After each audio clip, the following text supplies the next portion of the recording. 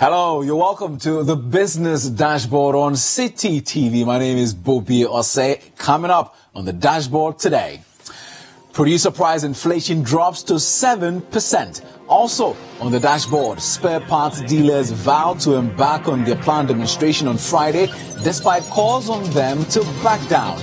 And later on, online transport company Uber yields to pressure from drivers as it reviews some of its requirements. And also, more companies gear up for City Business Olympics, which will take place at the Birmingham Sports Complex this Saturday. Details of these stories and others, including exclusive interviews, analysis on the top trending issues, coming up in the next 30 minutes. Let's take our first story.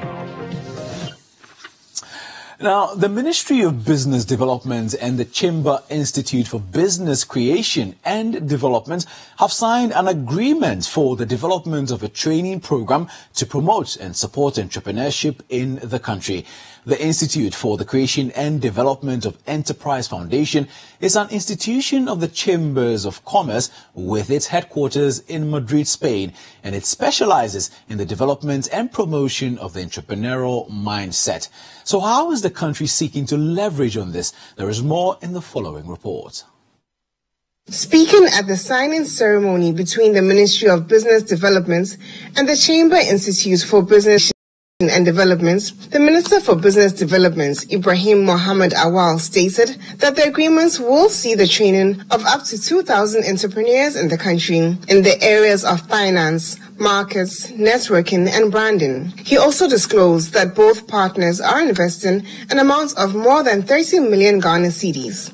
According to Ibrahim Awal, the training program, which will begin in March next year, is aimed at breaking the trend in which up to 75% of SMEs in the country collapse after only 5 years of operations. The problem we have in Ghana is that 75% of all businesses that are created do not go beyond 5 years.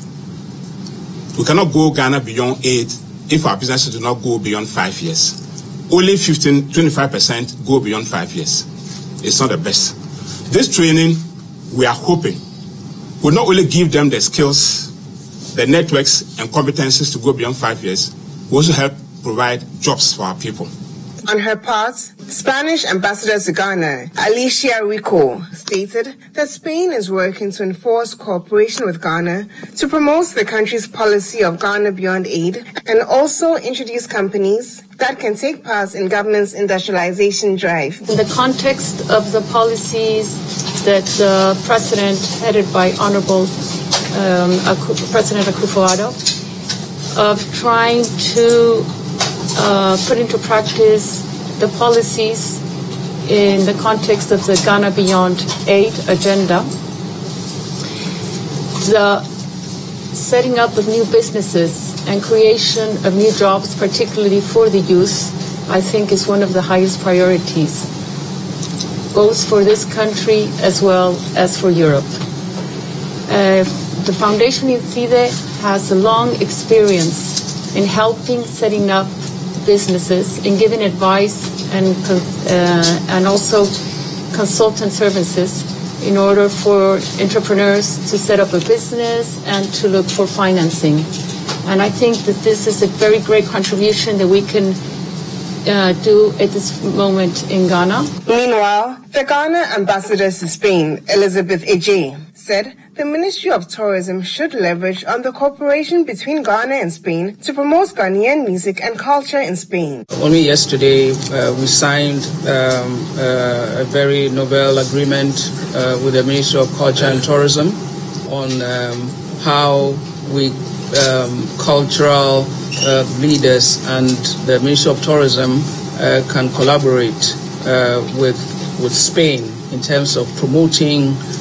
This was specifically related to the area of music, how Spanish music producers can support and help to market Ghanaian music and culture in Spain and in Europe.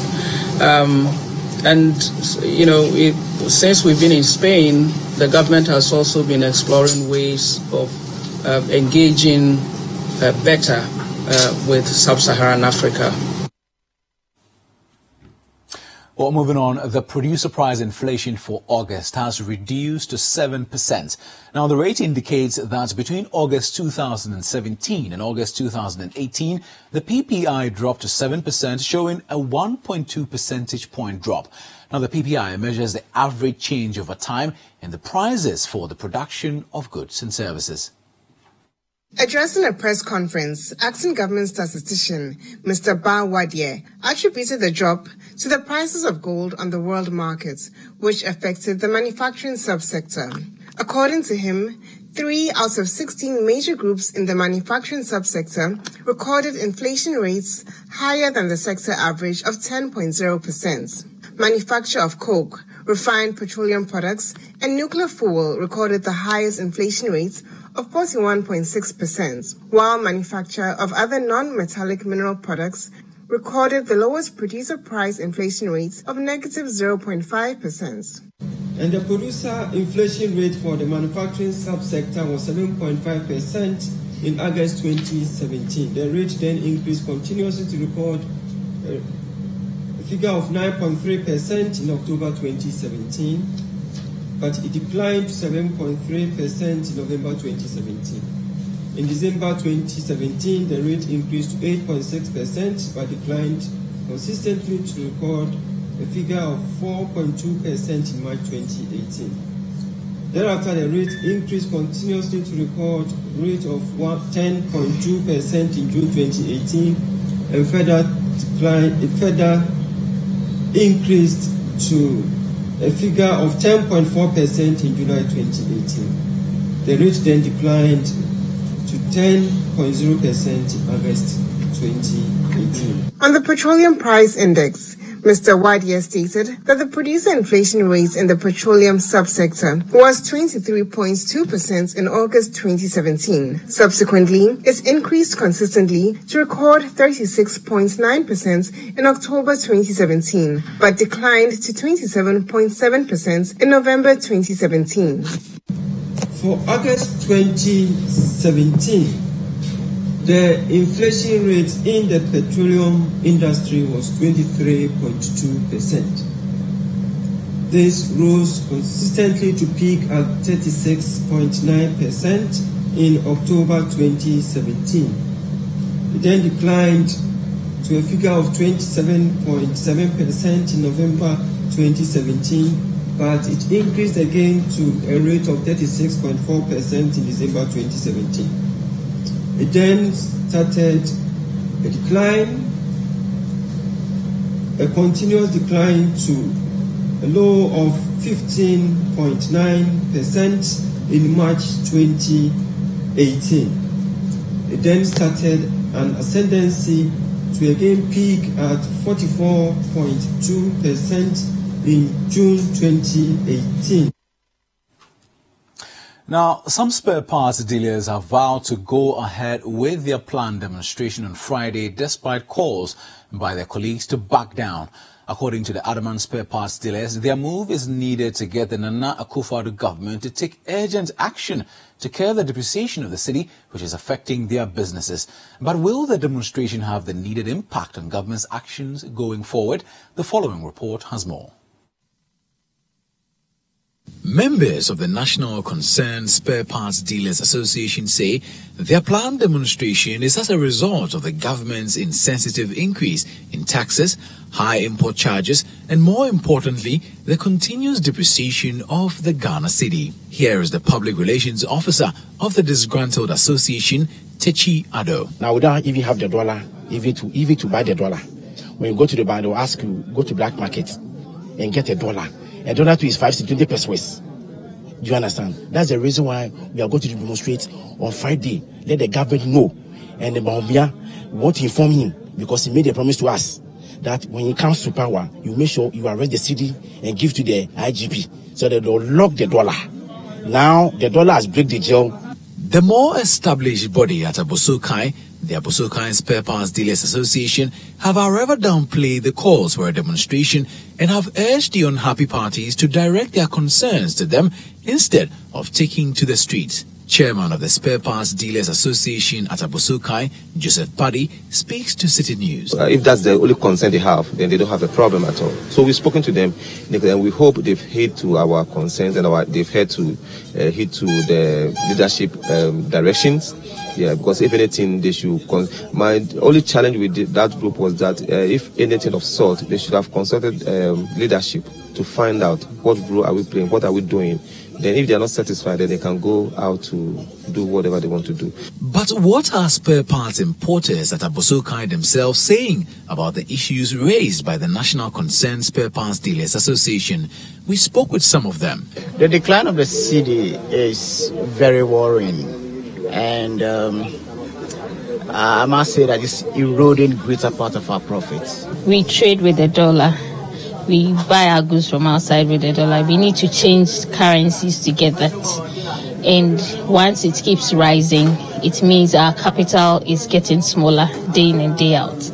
Just as the importers are unanimous in their answers regarding the problem affecting their businesses, they are also united in calling for urgent action on the part of government. This country is basically a buying and sell economy, as people usually say it. And then if he is not able to, I wouldn't like to say maintain the prevailing rate of the dollar, but at least he should force it down. Sales has gone down drastically.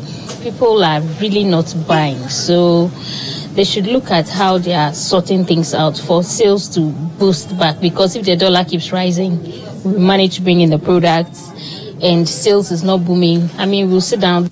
The leadership of the Abossey Spare Parts Dealers Association couldn't agree more. Here is Joseph Paddy. One of the messages they came out with, they said they are trying to pump in more dollar into the system. And we told them this is a short-term measure, and how sustainable is that program or policy is. So we made a proposal for, in the interim, to free consumers like you and I who buys. We told them that if we can come to a point where, for duty purpose, they can peg the dollar at a certain rate, so that in the next 3 months or 4 months when you are going to clear your goods at the port, what comes to me, whatever happens to the dollar, the rate is still the same. For the National Concerned Spare Parts Dealers Association, they will use election 2020 to teach the government a lesson if nothing drastic is done. Nothing being done, we'll know what to do. We will advise ourselves to 2020, because definitely the president will come here for second time. We'll make sure we punish them as we punish Dramani Mahama. Well, away from that, online transport services company Uber Ghana has revised some of its requirements for drivers after a series of protests against the company. Drivers who use the Uber application to get passengers have threatened to unsubscribe from the application due to what they say is unfair treatment. They have complained about the reduction in the time of operation and the 25% commission per trip as some of the requirements that are rendering their businesses unprofitable. But an email sent to the drivers and cited by City Business News shows that Uber has addressed some of the concerns of the drivers. Here are excerpts of the email document. We know that we previously did not have the best system in place for you to pay your Uber service fee. So, we are making a fresh start together by doing a once-off clearing of all outstanding service fees that you may have owed to Uber. We'll be clearing the outstanding fees within the next 2 weeks. With a service fee that is charged to you, we are able to support the cost of giving you a high-quality experience of the app. The service fee goes towards technology, support, marketing and safety and security. You shared with us your concerns about rider discounts. Here's an explanation on why we run rider promotions. From time to time, we run promotions in Accra, offering some riders a discount on their trips to increase the number of riders using Uber. This should lead to high earnings for you. Remember that promotions offered to riders are paid for by Uber. Your earnings per trip will not be affected and will show up as usual on your weekly payment statement. Please note, rider discounts and car trips can contribute directly to reducing your service fee payments to Uber. This means that the more card and discount trips you take, the lower your service fee balance owing to Uber will be. Feedback regarding the 25% service fee. You've explained to us how the 25% service fee affects your earnings and asked us if we will be making changes to improve your earnings. since August 6, 2018, we have had a 1.1 times boost promotion on all trips, 24 hours a day and 7 days a week. With this boost promotion, the effective service fee on your trip is only 15%. You've let us know that you like how the new phone anonymization feature keeps your contact details private. However, you raised concerns about the cost and reliability of the feature. Our tech team and the service provider are busy addressing the issues that you've raised. In the meantime, we've already started with testing the feature and hope that it will be fully available in the next few months. Emergency number. You shared with us that you would like Uber to do more to keep you safe while you are on a trip. We are pleased to announce that we are launching an emergency phone line for you to contact should you feel unsafe or threatened on the road. Driving time limit. You've let us know that you agree that driving time limit is in the safety interest of both driver partners and riders. The driving time is calculated only when the driver partner is online and the vehicle is moving. It does not calculate when the driver partner is parked and waiting for the next request or when the driver partner is offline. Meanwhile, the Uber drivers are dissatisfied with the changes made to the requirements. They contend that their major concerns have not been addressed.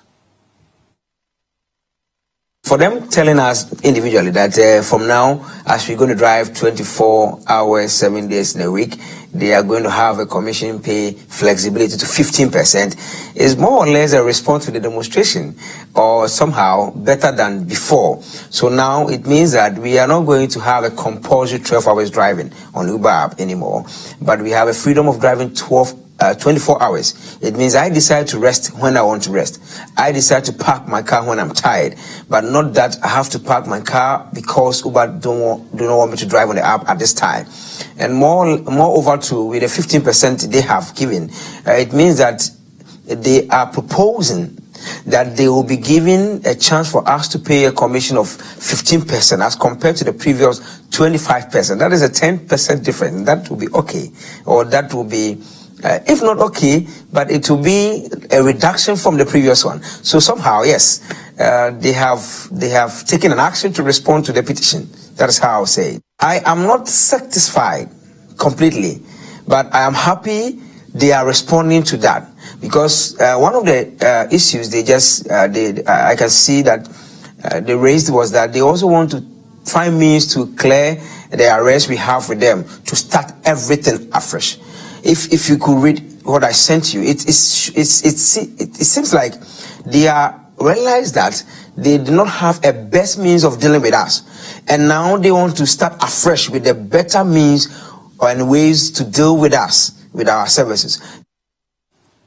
You're still watching the Business Dashboard on City TV. My name is Bobie Osei. When we do return, we'll bring you some updates from the camp of Men's Gold Ghana Limited. Do stay with us.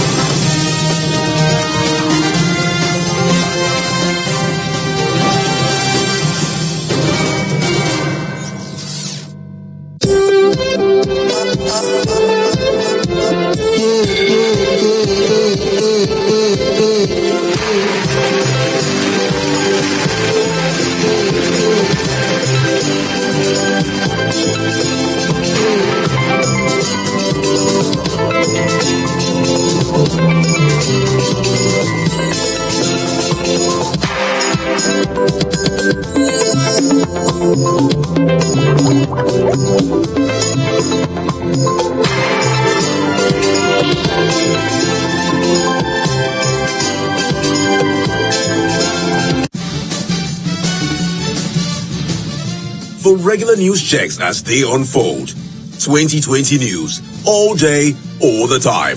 Politics, sports, entertainment, business, and more. 2020 news. We bring you the world in 20 minutes. And that's all the news in 20 minutes.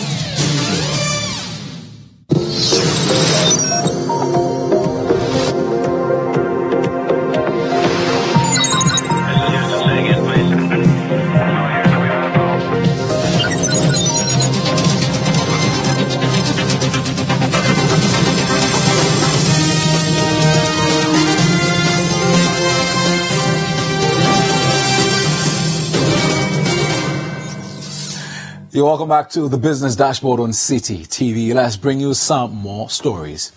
Now, an aggrieved customer of Menzgold Ghana Company Limited is threatening legal action against the company. According to the customer, who spoke under the condition of anonymity, Menzgold has not been transparent about the legality of the operations with the customers. In an interview with City TV, the customer described the numerous assurances given by the company as deceitful. Her comment comes on the back of Menzgold's decision to further postpone the opening of its gold vault market following its suspension after the Securities and Exchange Commission's directive. The action by the company has generated mixed reaction among the general public, especially customers of Menzgold. While some have expressed confidence in the operations of the company, others are not so enthused by the communication model of the company. Lawyers for Menzgold have requested a meeting with the Securities and Exchange Commission, and the said meeting is expected to take place on Thursday, September 20. Meanwhile, spokesperson of Menzgold Ghana Limited, George Quay, has expressed optimism ahead of the company's meeting with the Securities and Exchange Commission, SEC. He also apologized to customers of the company for their inability to communicate the extension of the suspension of the company's gold vault market services. And that includes the Securities and Exchange Commission. The company believes strongly that no organization is here to frustrate anyone's efforts or frustrate the customers or the clients of this organization. And so we are pretty hopeful and have absolute faith in the system that is being run right now regarding all these interactions. And in consultation with our legal advisors, the company chose that date to meet, its demands from the clients. So yes, the company is hopeful that come 28th of February, which really takes us 28th of September, which really takes us into the first week in October, the company would be able to meet its extra value demands from customers. So, Turkish Airlines has expressed interest in partnering the government of Ghana in the establishment of a national carrier. According to the Turkish ambassador to Ghana, Nesrin Bayazit, Turkey has the capacity to provide the needed support to grow Ghana's aviation industry. There is more in the following report. Ambassador Nesrin Bayazit made the disclosure when she paid a courtesy call on the Minister of Aviation, Kofi Ada. She says Ghana can leverage on the expertise of the Turkish aviation industry. We are hearing a lot about the national airlines of Ghana, and we hear that there are some companies mentioned. We hope that Turkish Airlines could be one of those companies that you can talk. And they have just established in Albania a new airlines with the assistance of a national airlines in Albania with the assistance of Turkish Airlines. So maybe we can talk about these things. The government is seeking to establish a new national carrier following the collapse of Ghana Airways. Though the previous administration commenced the process, it was unable to complete it. Presently, companies that have shown interest include African World Airline, Air Mauritius, Abu Dhabi Airlines, as well as Ethiopian Airlines. The government is, however, yet to consider proposals to select a preferred partner. On his part, Kofi Ada appealed to Nesrin Bayazit for Turkey to expand its operations in Ghana by helping Ghana in areas of pilots training and other critical sectors needed in Ghana's aviation sector. Services in terms of the airline business and the infrastructure. There's also the policy of trying to train pilots. So any kinds of support, collaboration in that regard for simulation rooms, for pilot training and so on and so forth. These are things that we can look at. We can explore that as well. Okay. I've had my experience with the Turkish Exim Bank. I'd like you to arrange for us to meet at some time for us to share what we want to do here and see if we can arrange for them to get some facilities that will bring Turkish companies in here. Okay. So, with 2 days to the biggest corporate fun games, the City Business Olympics, more companies have assured that they will win trophies at this year's edition. The City Business Olympics, which will come off at the Burma Camp Sports Complex on Saturday, will assemble over 40 companies to compete in different sports disciplines such as football, volleyball, swimming, basketball, among others. Ahead of the event, workers from Nyaho Medical Center and the National Health Insurance Authority tell us how they are preparing.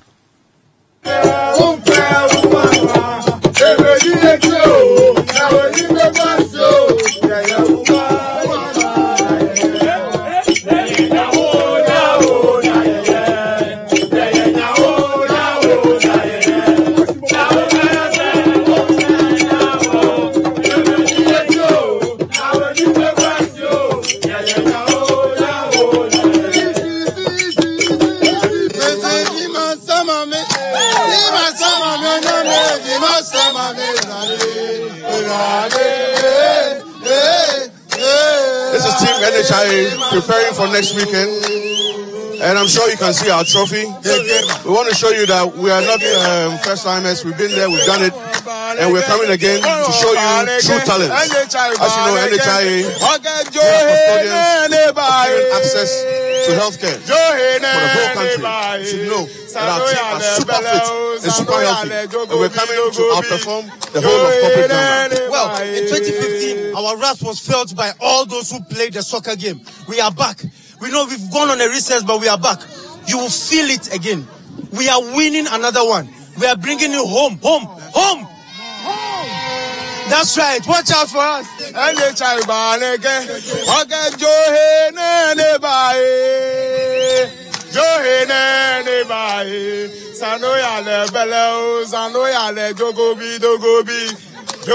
Well, on that note, you're still watching the Business Dashboard. We're taking a breather here, but when we return, we'll move on to the international scene to bring you some more business stories.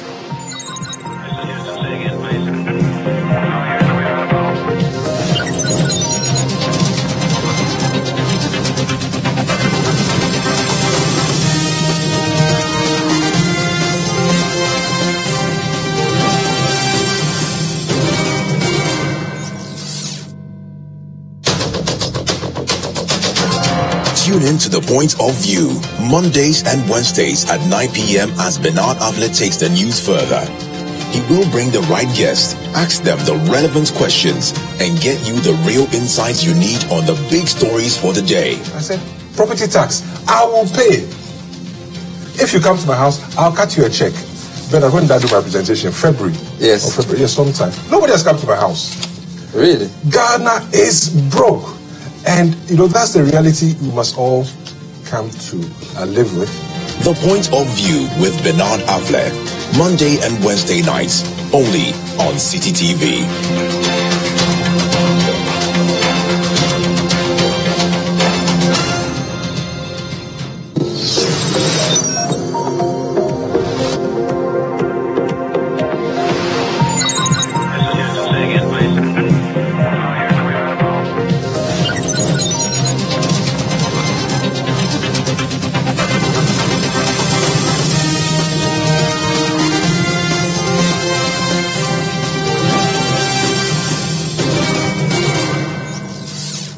Welcome back to the Business Dashboard on City TV. Let's turn to the international front. Now, the EU's competition chief says she is looking into Amazon's use of data from sellers on its site amid concerns that it might harness it to boost its own retail sales.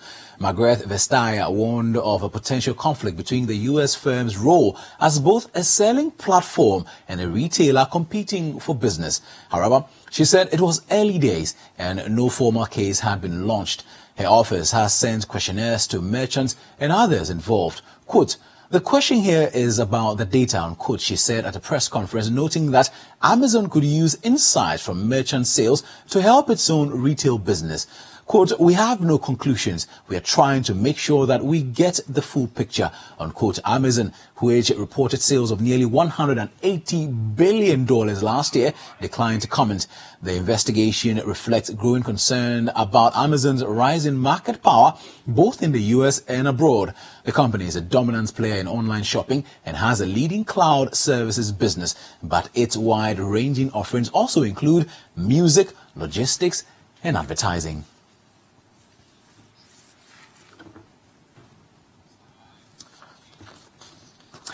Well, that brings us to an end of today's edition of the Business Dashboard on City TV. My name is Bobby Osei. For more news, do visit citybusinessnews.com.